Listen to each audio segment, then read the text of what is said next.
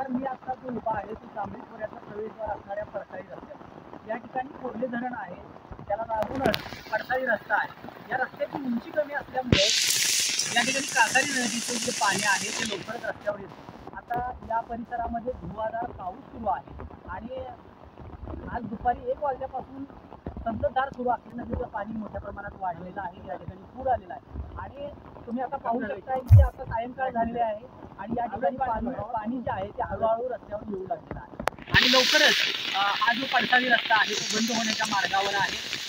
त्यामुळं इथल्या जो जांभळी खोऱ्याचा संपर्क तुटण्याची दाट शक्यता निर्माण केली आहे.